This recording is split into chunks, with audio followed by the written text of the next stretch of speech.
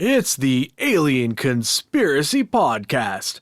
I am your host, Agent Anderson. Come along as we examine UFO sightings, conspiracies, and all things strange.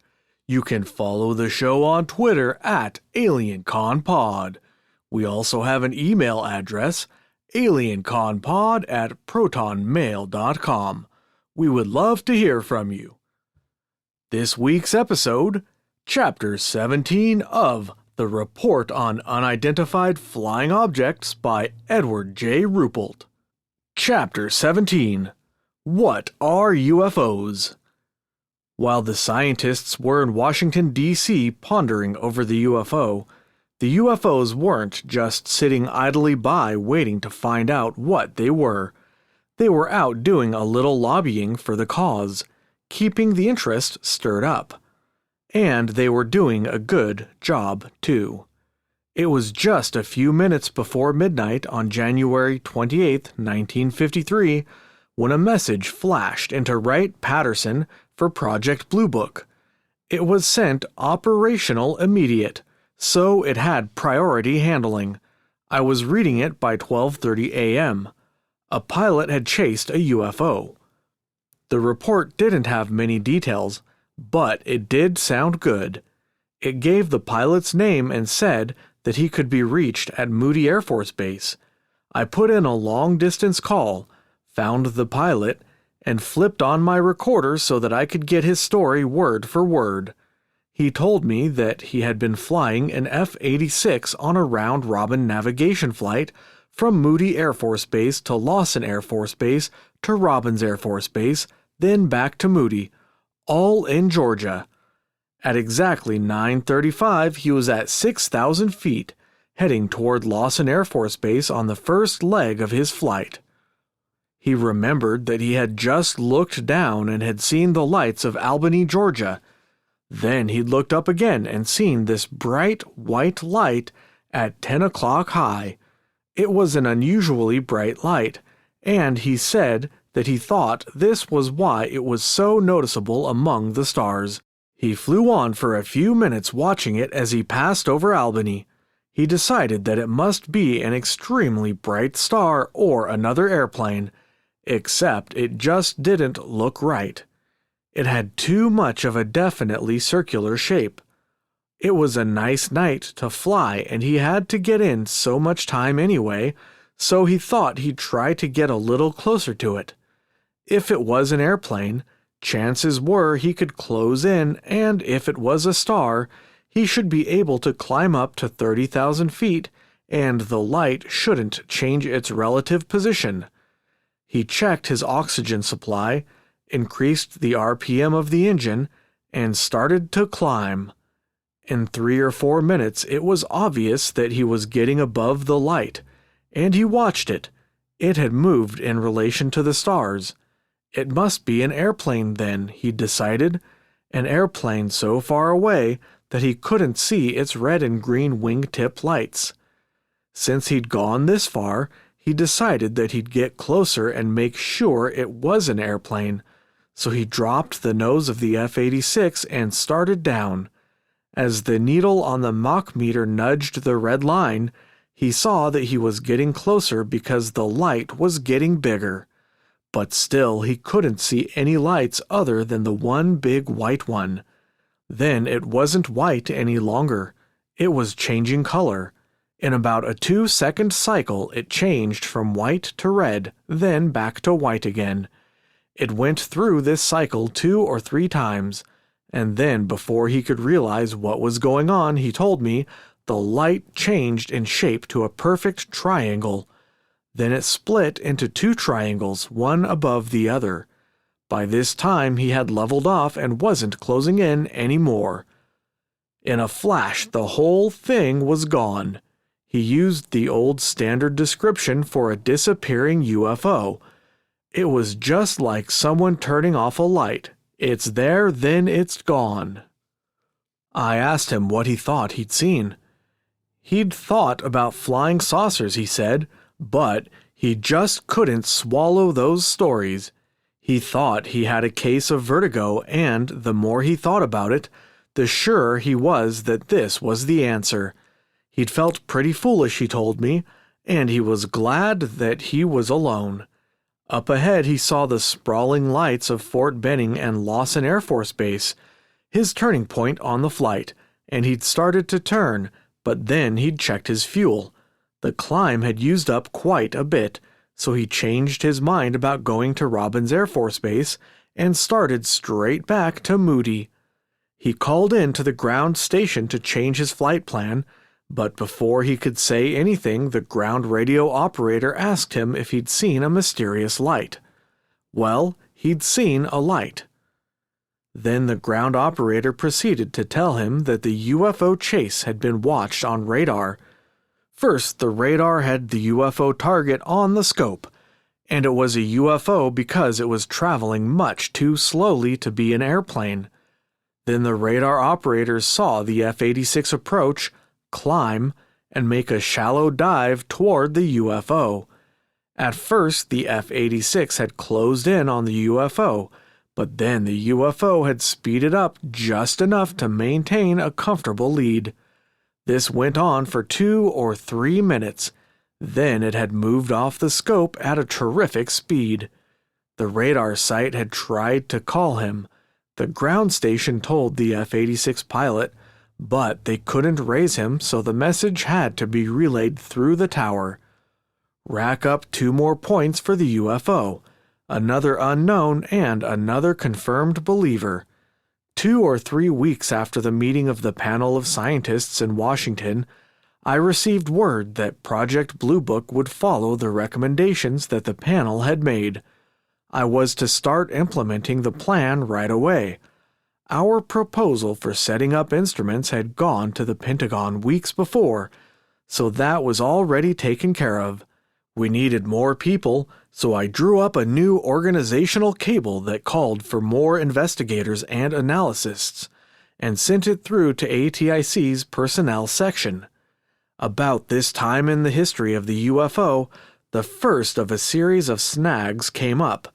The scientists had strongly recommended that we hold nothing back, give the public everything. Accordingly, when the press got wind of the Tremonton movie, which up until this time had been a closely guarded secret, I agreed to release it for the newsmen to see. I wrote a press release which was okayed by General Garland, then the chief of ATIC, and sent it to the Pentagon. It told what the panel had said about the movies. Until proved otherwise, there is no reason why the UFOs couldn't have been seagulls. Then the release went on to say that we weren't sure exactly what the UFOs were. The seagull theory was only an opinion. When the Pentagon got the draft of the release, they screamed, "No! No movie for the press and no press release." The seagull theory was too weak, and we had a new publicity policy as of now. Don't say anything. This policy, incidentally, is still in effect. The January 7, 1955 issue of the Air Force Information Services letter said, in essence, people in the Air Force are talking too much about UFOs. Shut up. The old theory that if you ignore them they'll go away is again being followed. Inside of a month, the UFO project took a few more hard jolts. In December of 1952, I'd asked for a transfer. I'd agreed to stay on as chief of Blue Book until the end of February, so that a replacement could be obtained and be broken in. But no replacement showed up. And none showed up when Lieutenant Rothstein's tour of active duty ended, when Lieutenant Andy Flew transferred to the Alaskan Air Command, or when others left. When I left the UFO project for a 2-month tour of temporary duty in Denver, Lieutenant Bob Olson took over as chief. His staff consisted of Airman First Class Max Futch. Both men were old veterans of the UFO campaign of '52, but 2 people can do only so much. When I came back to ATIC in July 1953 and took over another job, Lieutenant Olson was just getting out of the Air Force, and Futch was now it. He said that he felt like the president of Antarctica on a non-expedition year. In a few days I again had Project Blue Book as an additional duty this time, and I had orders to build it up. While I had been gone, our instrumentation plan had been rejected. Higher headquarters had decided against establishing a net of manned tracking stations, astronomical cameras tied in with radars, and our other proposed instrumentation. General Garland had argued long and hard for the plan, but he'd lost.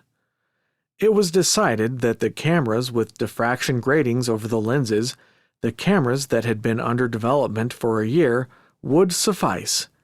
The camera program had started out as a top priority project, but it had lost momentum fast when we'd tested these widely publicized instruments and found that they wouldn't satisfactorily photograph a 1,000,000 candle power flare at 450 yards. The cameras themselves were all right, but in combination with the gratings they were no good. However, Lieutenant Olson had been told to send them out, so he sent them out.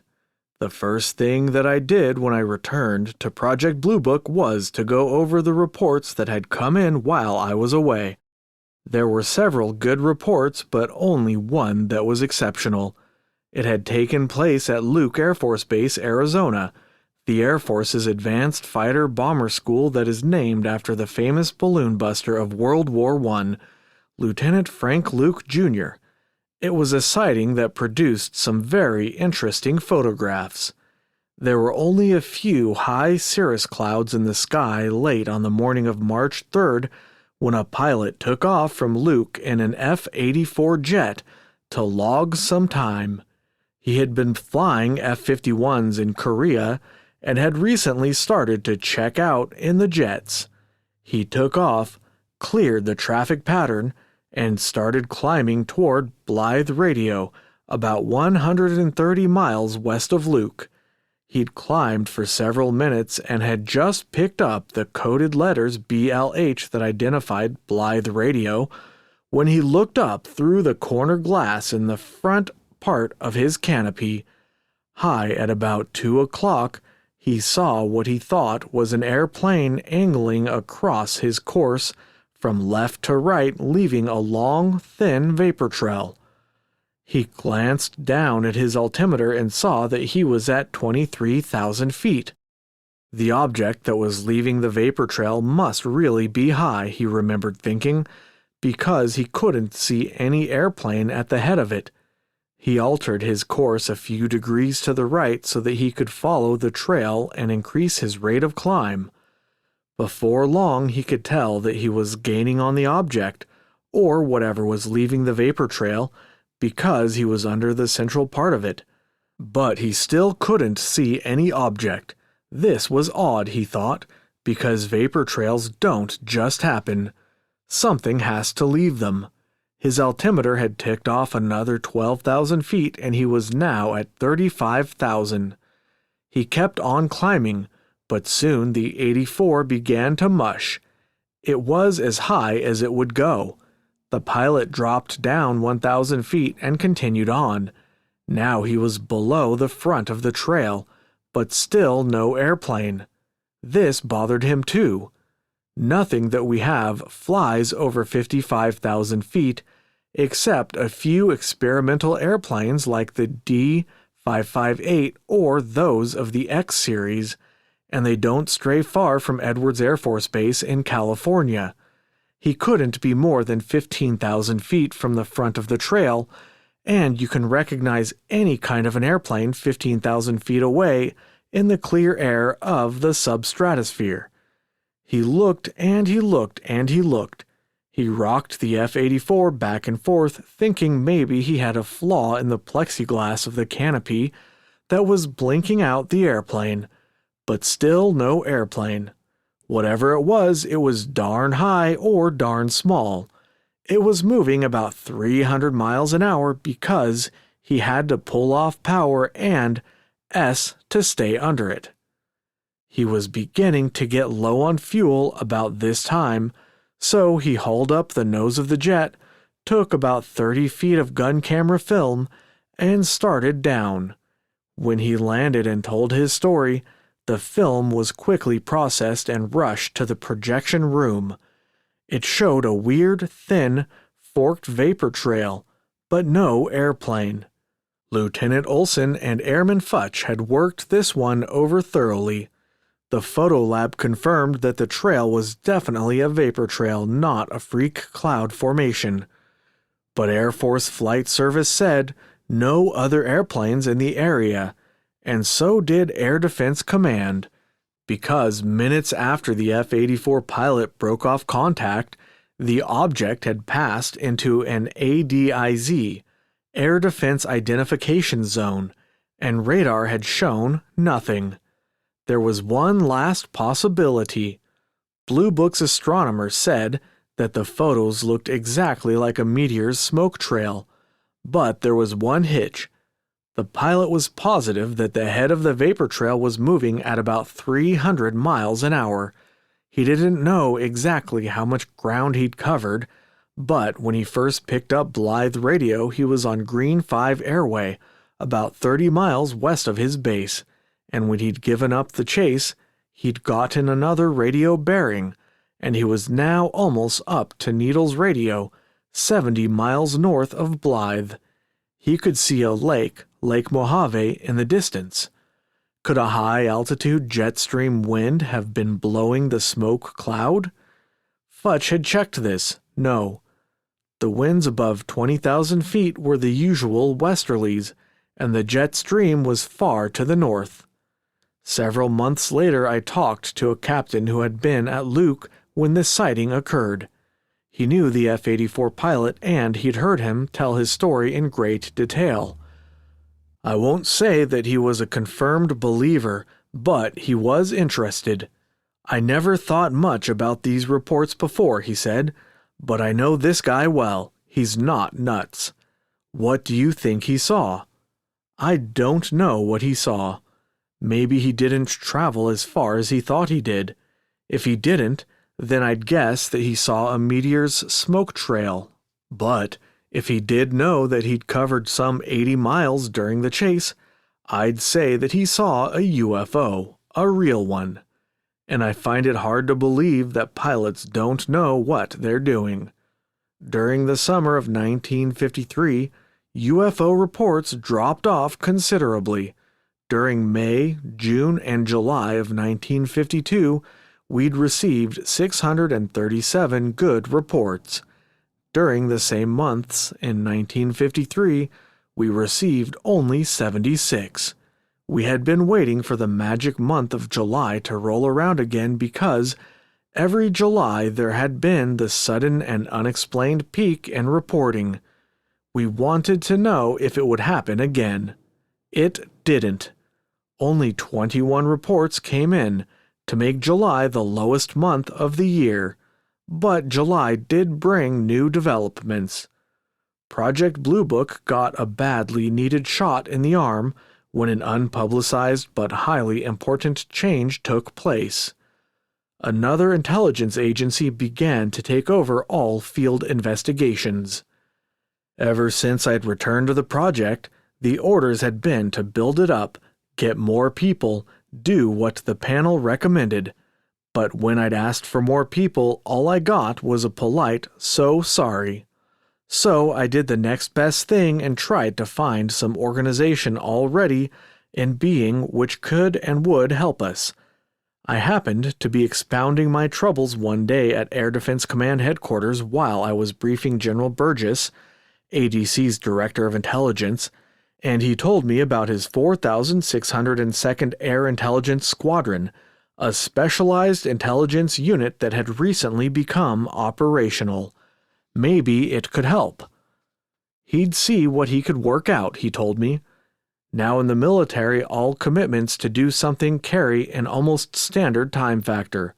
I'll expedite it means nothing will happen for at least 2 weeks. I'll do it right away means from a month to 6 weeks. An answer like, "I'll see what I can work out," requires writing a memo that explains what the person was going to see if he could work it out, and sealing it in a time capsule for preservation, so that when the answer finally does come through, the future generation that receives it will know how it all started. But I underestimated the efficiency of the Air Defense Command. Inside of 2 weeks, General Burgess had called General Garland. They discussed the problem, and I was back in Colorado Springs setting up a program with Colonel White's 4602nd. The 4602's primary function is to interrogate captured enemy airmen during wartime. In peacetime, all that they can do is participate in simulated problems. Investigating UFO reports would supplement these problems and add a factor of realism that would be invaluable in their training. The 4602nd had field teams spread out all over the United States, and these teams could travel anywhere by airplane, helicopter, canoe, jeep, or skis on a minute's notice. The field teams had already established a working contact with the highway patrols, sheriff's offices, police, and the other military in their respective areas, so they were in an excellent position to collect facts about a UFO report. Each member of the field teams had been especially chosen and trained in the art of interrogation, and each team had a technical specialist. We couldn't have asked for a better ally. Project Blue Book was once more back in business. Until the formal paperwork went through, our plan was that whenever a UFO report worth investigating came in, we would call the 4602nd and they would get a team out right away. The team would make a thorough investigation and wire us their report. If the answer came back unknown, we would try to study the details of the sighting and, with the help of Project Bear, try to find the answer. A few weeks after the final plans had been made with the 4602nd, I again bade farewell to Project Blue Book. In a simple ceremony on the poop deck of one of the flying saucers that I frequently have been accused of capturing, before a formation of the 3-foot-tall green men that I have equally as frequently been accused of keeping prisoner, I turned my command over to Max Futch and walked out the door into civilian life with separation orders in hand.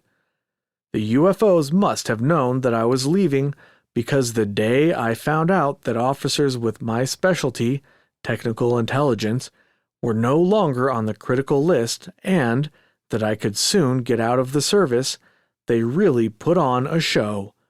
The show they put on is still the best UFO report in the Air Force files. I first heard about the sighting about 2 o'clock on the morning of August 13, 1953, when Max Futch called me from ATIC. A few minutes before, a wire had come in carrying a priority just under that reserved for flashing the word the U.S. has been attacked. Max had been called over to ATIC by the OD to see the report, and he thought that I should see it. I was a little hesitant to get dressed and go out to the base, so I asked Max what he thought about the report. His classic answer will go down in UFO history. "Captain," Max said in his slow, pure Louisiana drawl, "you know that for a year I've read every flying saucer report that's come in, and that I never really believed in the things." Then he hesitated and added, so fast that I could hardly understand him, "But you should read this wire." The speed with which he uttered this last statement was in itself enough to convince me. When Max talked fast, something was important. A half-hour later, I was at ATIC, just in time to get a call from the Pentagon. Someone else had gotten out of bed to read his copy of the wire. I used the emergency orders that I always kept in my desk and caught the first airliner out of Dayton to Rapid City, South Dakota. I didn't call the 4602nd because I wanted to investigate this one personally. I talked to everyone involved in the incident and pieced together an amazing story. Shortly after dark on the night of the 12th, the Air Defense Command radar station at Ellsworth Air Force Base, just east of Rapid City, had received a call from the local Ground Observer Corps' filter center. A lady spotter at Black Hawk, about 10 miles west of Ellsworth, had reported an extremely bright light low on the horizon, off to the northeast. The radar had been scanning an area to the west, working a jet fighter in some practice patrols, but when they got the report they moved the sector scan to the northeast quadrant. There was a target exactly where the lady reported the light to be. The warrant officer, who was the duty controller for the night, told me that he'd studied the target for several minutes. He knew how weather could affect radar, but this target was well defined, solid, and bright. It seemed to be moving, but very slowly. He called for an altitude reading, and the man on the height-finding radar checked his scope. He also had the target. It was at 16,000 feet. The warrant officer picked up the phone and asked the filter center to connect him with the spotter.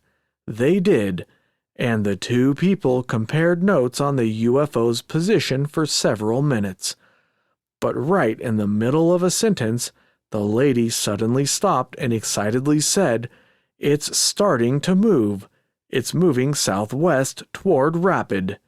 The controller looked down at his scope, and the target was beginning to pick up speed and move southwest. He yelled at two of his men to run outside and take a look. In a second or two, one of them shouted back that they could both see a large bluish-white light moving toward Rapid City. The controller looked down at his scope. The target was moving toward Rapid City. As all three parties watched the light and kept up a steady cross-conversation of the description, the UFO swiftly made a wide sweep around Rapid City and returned to its original position in the sky. A master sergeant who had seen and heard the happenings told me that in all his years of duty, combat radar operations in both Europe and Korea, he'd never been so completely awed by anything. When the warrant officer had yelled down at him and asked him what he thought they should do, he just stood there. After all, he told me, what in the hell could we do? They're bigger than all of us. But the warrant officer did do something. He called to the F-84 pilot he had on combat air patrol west of the base and told him to get ready for an intercept. He brought the pilot around south of the base and gave him a course correction that would take him right into the light, which was still at 16,000 feet. By this time the pilot had it spotted. He made the turn, and when he closed to within about 3 miles of the target, it began to move. The controller saw it begin to move, the spotter saw it begin to move, and the pilot saw it begin to move, all at the same time. There was now no doubt that all of them were watching the same object. Once it began to move, the UFO picked up speed fast and started to climb, heading north, but the F-84 was right on its tail. The pilot would notice that the light was getting brighter, and he'd call the controller to tell him about it. But the controller's answer would always be the same. "Roger, we can see it on the scope." There was always a limit as to how near the jet could get, however. The controller told me that it was just as if the UFO had some kind of an automatic warning radar linked to its power supply. When something got too close to it, it would automatically pick up speed and pull away. The separation distance always remained about 3 miles. The chase continued on north, out of sight of the lights of Rapid City and the base, into some very black night. When the UFO and the F-84 got about 120 miles to the north, the pilot checked his fuel. He had to come back, and when I talked to him, He said he was damn glad that he was running out of fuel because being out over some mighty desolate country alone with a UFO can cause some worry. Both the UFO and the F-84 had gone off the scope, but in a few minutes the jet was back on, heading for home. Then 10 or 15 miles behind it was the UFO target also coming back. While the UFO and the F-84 were returning to the base, the F-84 was planning to land. The controller received a call from the Jet Interceptor Squadron on the base. The alert pilots at the squadron had heard the conversations on their radio and didn't believe it. "Who's nuts up there?" was the comment that passed over the wire from the pilots to the radar people. There was an F-84 on the line ready to scramble, the man on the phone said, and one of the pilots, a World War II and Korean veteran, wanted to go up and see a flying saucer. The controller said, "Okay, go." In a minute or two, the F-84 was airborne, and the controller was working him toward the light. The pilot saw it right away and closed in. Again, the light began to climb out, this time more toward the northeast. The pilot also began to climb, and before long the light, which at first had been about 30 degrees above his horizontal line of sight, was now below him. He nosed the 84 down to pick up speed, but it was the same old story. As soon as he'd get within 3 miles of the UFO, it would put on a burst of speed and stay out ahead. Even though the pilot could see the light and hear the ground controller telling him that he was above it, and alternately gaining on it or dropping back, he still couldn't believe it. There must be a simple explanation. He turned off all of his lights. It wasn't a reflection from any of the airplane's lights because there it was. A reflection from a ground light, maybe. He rolled the airplane. The position of the light didn't change. A star.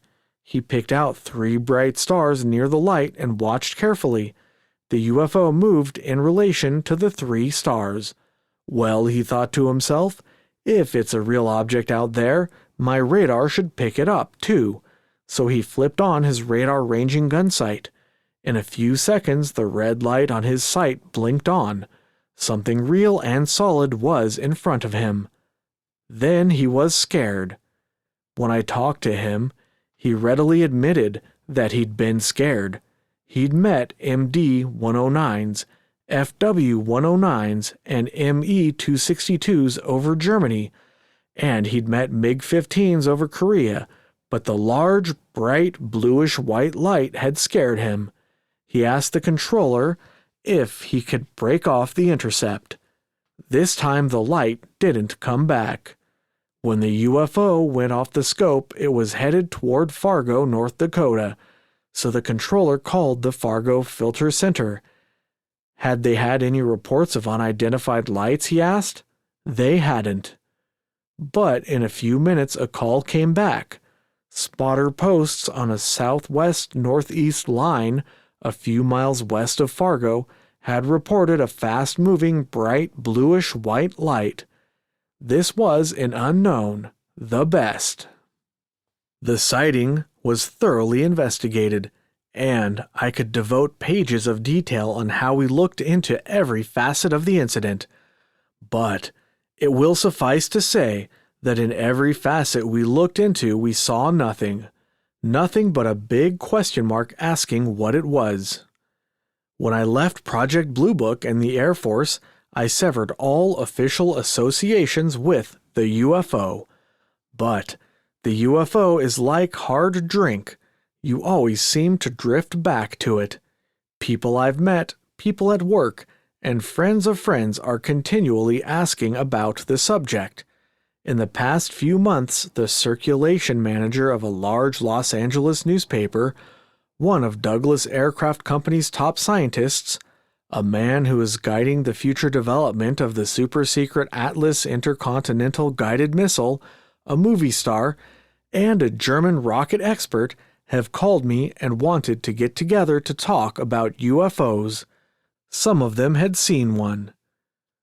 I have kept up with the activity of the UFO and Project Blue Book over the past 2 years through friends who are still in intelligence. Before Max Futch got out of the Air Force and went back to law school, he wrote to me quite often, and a part of his letters were always devoted to the latest about the UFOs. Then I make frequent business trips to ATIC, and I always stop in to see Captain Charles Hardin, who is now in charge of Blue Book, for a what's new. I always go to ATIC with the proper security clearances, so I'm sure to get a straight answer to my question. Since I left ATIC, the UFOs haven't gone away, and neither has the interest. There hasn't been too much about them in the newspapers because of the present Air Force policy of silence, but they're with us.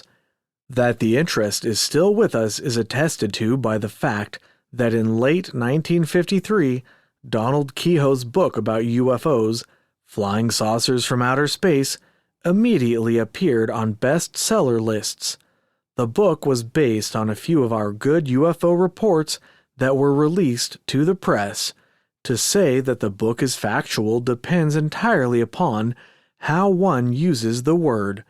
The details of the specific UFO sightings that he credits to the Air Force are factual, but in his interpretations of the incidents, he blasts way out into the wild blue yonder. During the past 2 years, the bulk of the UFO activity has taken place in Europe. I might add here that I have never seen any recent official UFO reports or studies from other countries. All of my information about the European flap came from friends. But when these friends are in the intelligence branches of the U.S. Air Force, the RAF, and the Royal Netherlands Air Force, the data can be considered at least good. The European flap started in the summer of 1953, when reports began to pop up in England and France. Quality-wise, these first reports weren't too good, however. But then, like a few reports that occurred early in the stateside Big Flap of 1952, sightings began to drift in that packed a bit of a jolt. Reports came in that had been made by personal friends of the brass in the British and French Air Forces. Then, some of the brass saw them. Corners of mouths started down. In September, several radar sites in the London area picked up unidentified targets streaking across the city at altitudes of from 44,000 to 68,000 feet. The crews who saw the targets said, "Not weather," and some of these crews had been through the bloody Battle of Britain. They knew their radar. In October, the crew of a British European Airways airliner reported that a strange aerial object had paced their twin-engine Elizabethan for 30 minutes. Then, on November 3rd, about 2:30 in the afternoon, radar in the London area again picked up targets. This time, 2 Vampire jets were scrambled, and the pilots saw a strange aerial object. The men at the radar site saw it too. Through their telescope, it looked like a flat, white-colored tennis ball. The flap continued into 1954. In January, those people who officially kept track of the UFOs pricked up their ears when the report of 2 Swedish airline pilots came in. The pilots had gotten a good look before the UFO had streaked into a cloud bank. It looked like a discus with a hump in the middle. On through the spring, reports poured out of every country in Europe. Some were bad, some were good. On July 3rd, 1954, at 8:15 in the morning, the captain, the officers, and 463 passengers on a Dutch ocean liner watched a greenish-colored saucer-shaped object about half the size of a full moon as it sped across the sky and disappeared into a patch of high clouds. There was one fully documented and substantiated case of a landing during the flap. On August 25th, two young ladies in Mosjoen, Norway, made every major newspaper in the world when they encountered a saucer man. They said that they were picking berries when suddenly a dark man with long shaggy hair stepped out from behind some bushes. He was friendly. He stepped right up to them and started to talk rapidly. The two young ladies could understand English, but they couldn't understand him. At first, they were frightened, but his smile soon disarmed them. He drew a few pictures of flying saucers and pointed up in the sky. He was obviously trying to make a point, one of the young ladies said. A few days later it was discovered that the man from outer space was a lost USAF helicopter pilot who was flying with NATO forces in Norway. As I've always said, you gotta watch those Air Force pilots, especially those shaggy-haired ones from Brooklyn. The reporting spread to Italy, where thousands of people in Rome saw a strange cigar-shaped object hang over the city for 40 minutes. Newspapers claimed that Italian Air Force radar had the UFO on their scopes, but as far as I could determine, this was never officially acknowledged. In December, a photograph of two UFOs over Tarmonia, Sicily, appeared in many newspapers. The picture showed three men standing on a bridge, with a fourth running up with a camera. All were intently watching two disc-shaped objects. The photos looked good, but there was one flaw. The men weren't looking at the UFOs. They were looking off to the right of them. I'm inclined to agree with Captain Hardin of Blue Book. The photographer just fouled up on his double exposure. Sightings spread across southern Europe, and at the end of October, the Yugoslav government expressed official interest. Belgrade newspapers said that a thoughtful inquiry would be set up, since reports had come from control tower operators, weather stations, and hundreds of farmers. But the part of the statement that swung the most weight was, scientists in astronomical observatories have seen these strange objects with their own eyes. During 1954 and the early part of 1955, my friends in Europe tried to keep me up to date on all of the better reports, but this soon approached a full-time job. Airline pilots saw them, radar picked them up, and military pilots chased them. The press took sides, and the controversy that had plagued the U.S. since 1947 bloomed forth in all its confusion. An ex-Air Force Chief Marshal in the RAF, Lord Dowding, went to bat for the UFOs. The Netherlands Air Chief of Staff said they can't be. Herman Oberth, the father of the German rocket development, said that the UFOs were definitely interplanetary vehicles. In Belgium, a senator put the screws on the Secretary of Defense. He wanted an answer. The Secretary of Defense questioned the idea that the saucers were real, and said that the military wasn't officially interested. In France, a member of Parliament received a different answer. The French military was interested. The French General Staff had set up a committee to study UFO reports.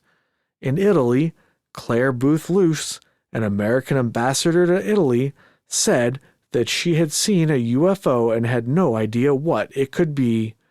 Halfway around the world in Australia, the UFOs were busy too. At Canberra Airport, the pilot of an RAAF Hawker Sea Fury and a ground radar station teamed up to get enough data to make an excellent radar visual report. In early 1955, the flap began to die down about as rapidly as it had flared up, but it had left its mark. Many more believers. Even the highly respected British aviation magazine Aeroplane had something to say. One of the editors took a long, hard look at the overall UFO picture and concluded, "Really, old chaps, I don't know." Probably the most unique part of the whole European flap was the fact that the Iron Curtain countries were having their own private flap.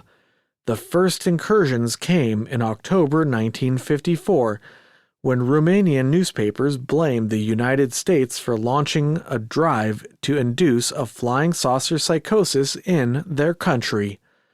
The next month, the Hungarian government hauled an expert up in front of the microphone so that he could explain to the populace that UFOs don't really exist because all flying saucer reports originate in the bourgeois countries, where they are invented by the capitalist warmongers with a view to drawing the people's attention away from their economic difficulties.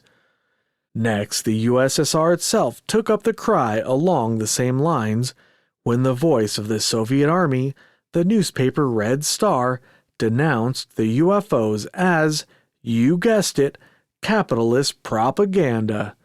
In 1955, the UFOs were still there because, the day before the all-important May Day celebration, a day when the Soviet radio and TV are normally crammed with programs plugging the glory of Mother Russia to get the peasants in the mood for the next day, a member of the Soviet Academy of Sciences had to get on the air to calm the people's fears.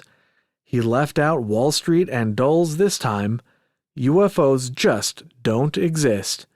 It was interesting to note that during the whole Iron Curtain flap, not one sighting or complimentary comment about UFOs was made over the radio or in the newspapers.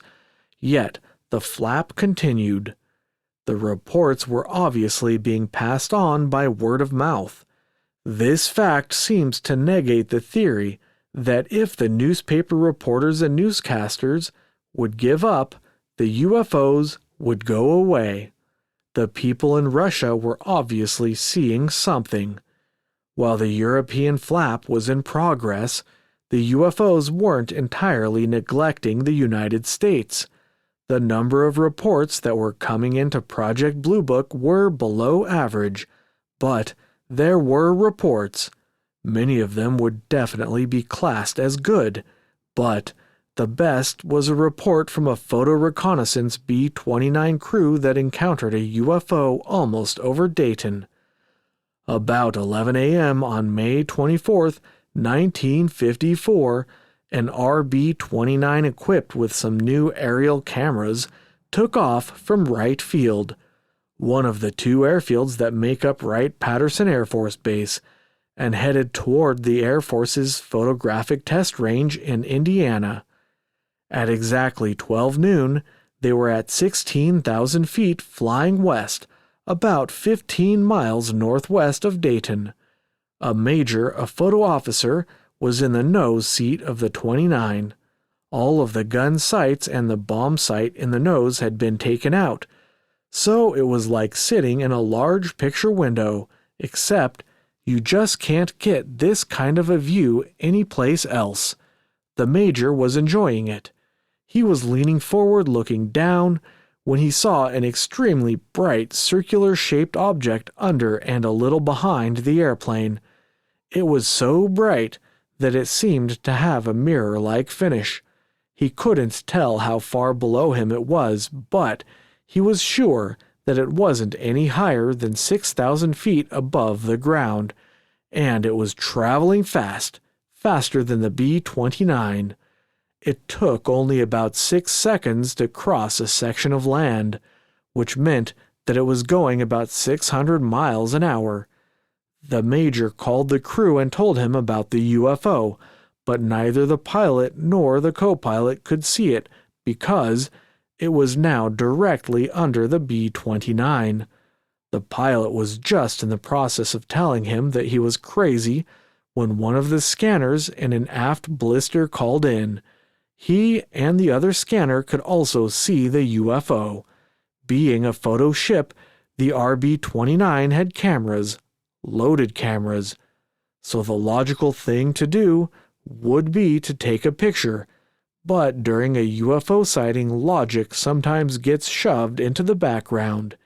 In this case, however, it didn't, and the Major reached down, punched the button on the intervalometer, and the big vertical camera in the aft section of the airplane clicked off a photo before the UFO sped away. The photo showed a circular-shaped blob of light exactly as the Major had described it to the RB-29 crew. It didn't show any details of the UFO because the UFO was too bright. It was completely overexposed on the negative. The circular shape wasn't sharp either. It had fuzzy edges, but this could have been due to two things: its extreme brightness or the fact that it was high, close to the RB-29, and out of focus. There was no way of telling exactly how high it was, but if it were at 6,000 feet, as the Major estimated it, it would have been about 125 feet in diameter. Working with people from the photo lab at Wright-Patterson, Captain Hardin from Project Blue Book carried out one of the most complete investigations in UFO history. They checked aircraft flights, re-photographed the area from high and low altitude to see if they could pick up something on the ground that could have been reflecting light, and made a minute ground search of the area. They found absolutely nothing that could explain the round blob of light, and the incident went down as an unknown. Like all good unknown UFO reports, there are as many opinions as to what the bright blob of light could have been as there are people who've seen the photo. Some kind of light phenomenon is the frequent opinion of those who don't believe. They point out that there is no shadow of any kind of a circular object showing on the ground. No shadow, nothing solid. But if you care to take the time, you can show that if the object, assuming that this is what it was above 4,000 feet, the shadow would fall out of the picture. Then all you get is a blank look from the light phenomenon theorists. With the sighting from the RB-29 and the photograph, all of the other UFO reports that Blue Book has collected, and all of those that came out of the European flap, the big question, the key question is, what have the last 2 years of UFO activity brought out? Have there been any important developments? Some good reports have come in, and the Air Force is sitting on them. During 1954, they received some 450 reports, and once again July was the peak month. In the first half of 1955, they had 189, but I can assure you that these reports add nothing more as far as proof is concerned. The quality of the reports has improved, but they still offer nothing more than the same circumstantial evidence that we presented to the panel of scientists in early 1953. There have been no reports in which the speed or altitude of a UFO has been measured. There have been no reliable photographs that show any details of a UFO, and there is no hardware. There is still no real proof. So a public statement that was made in 1952 still holds true. The possibility of the existence of interplanetary craft has never been denied by the Air Force, but UFO reports offer absolutely no authentic evidence that such interplanetary spacecraft do exist. But with the UFO, what is lacking in proof is always made up for in opinions. To get a qualified opinion, I wrote to a friend, Frederick C. Durant. Mr. Durant, who is presently the director of a large Army Ordnance Test Station, is also a past president of the American Rocket Society and president of the International Aeronautical Federation. For those who are not familiar with these organizations, The American Rocket Society is an organization established to promote interest and research in space flight and lists as its members practically every prominent scientist and engineer in the professional fields allied to aeronautics. The International Aeronautical Federation is a worldwide federation of such societies. Mr. Durant has spent many hours studying UFO reports in the Project Blue Book files and many more hours discussing them with scientists the world over. Scientists who are doing research and formulating the plans for spaceflight.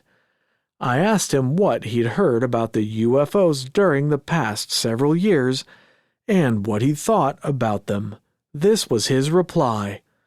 This past summer at the annual Congress of the IAF at Innsbruck, as well as previous congresses, Zurich 1953, Stuttgart 1952, and London 1951, none of the delegates representing the rocket and space flight societies of all the countries involved had strong feelings on the subject of saucers. Their attitude was essentially the same as professional members of the American Rocket Society in this country.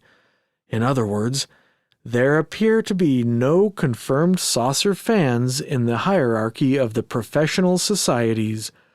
I continue to follow the subject of UFOs primarily because of my being requested for comment on the interplanetary flight aspects.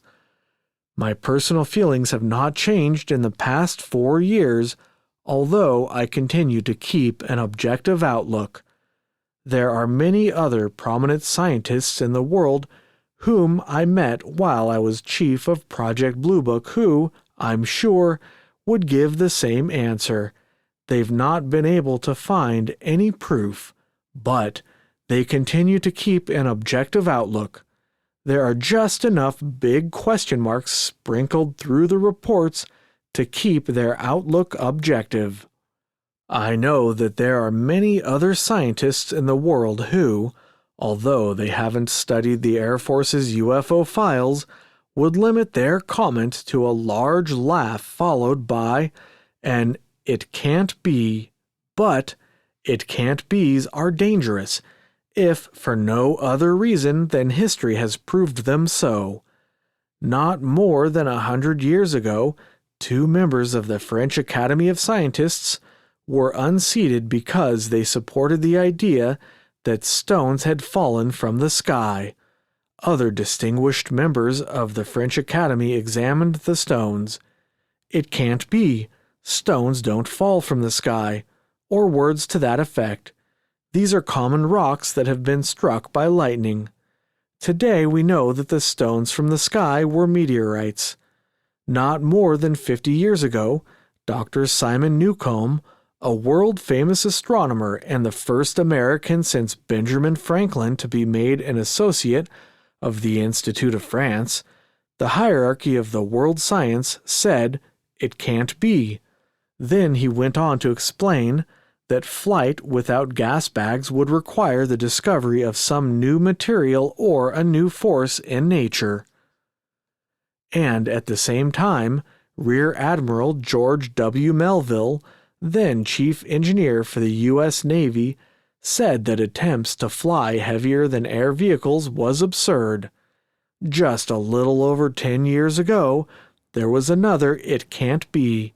Ex-President Harry S. Truman recalls, in the first volume of the Truman Memoirs, that Admiral William D. Lee, then Chief of Staff to the President, had to say about the atomic bomb. "That is the biggest fool thing we have ever done," he is quoted as saying. "The bomb will never go off, and I speak as an expert in explosives. Personally, I don't believe that it can't be. I wouldn't class myself as a believer exactly, because I've seen too many UFO reports that first appeared to be unexplainable fall to pieces when they were thoroughly investigated. But every time I begin to get skeptical, I think of the other reports, the many reports made by experienced pilots and radar operators, scientists, and other people who know what they're looking at. These reports were thoroughly investigated, and they are still unknowns. Of these reports, the radar visual sightings are the most convincing. When a ground radar picks up a UFO target and a ground observer sees a light where the radar target is located, then a jet interceptor is scrambled to intercept the UFO, and the pilot also sees the light and gets a radar lock-on only to have the UFO almost impudently outdistance him. There is no simple answer. We have no aircraft on this Earth that can, at will, so handily outdistance our latest jets. The Air Force is still actively engaged in investigating UFO reports, although during the past 6 months, there have been definite indications that there is a movement afoot to get Project Blue Book to swing back to the old Project Grudge philosophy of analyzing UFO reports, write them all off regardless. But good UFO reports cannot be written off with such answers as fatigued pilots seeing a balloon or star, green radar operators with only 15 years experience watching temperature inversion caused blips on their radar scopes, or a mild form of mass hysteria or war nerves. Using answers like these or similar ones to explain the UFO reports is an expedient method of getting the percentage of unknowns down to 0, but it is no more valid than turning the hands of a clock ahead to make time pass faster. Twice before the riddle of the UFO has been solved, only to have the reports increase in both quantity and quality. I wouldn't want to hazard a guess as to what the final outcome of the UFO investigation will be, but I am sure that within a few years there will be a proven answer. The Earth Satellite Program, which was recently announced, research project in the fields of electronics, nuclear physics, astronomy, and a dozen other branches of the sciences, will furnish data that will be useful to the UFO investigators. Methods of investigating and analyzing UFO reports have improved 100-fold since 1947, and they are continuing to be improved by the diligent work of Captain Charles Hardin, the present chief of Project Blue Book, his staff, and the 4602nd Air Intelligence Squadron. Slowly but surely these people are working closer to the answer, closer to the proof. Maybe the final proven answer will be that all of the UFOs that have been reported are merely misidentified known objects, or maybe the many pilots, radar specialists, generals, industrialists, scientists, and the man on the street who have told me I wouldn't have believed it either if I hadn't seen it myself, knew what they were talking about. Maybe the Earth is being visited by interplanetary spaceships. Only time will tell. And that's the end of Chapter 17. Tune in next time for Chapter 18, and they're still flying. You can follow the show on Twitter at AlienConPod. We also have an email address, alienconpod@protonmail.com. We would love to hear from you. If you enjoyed the show, you can really help us out by subscribing, liking the show, and telling your friends about it.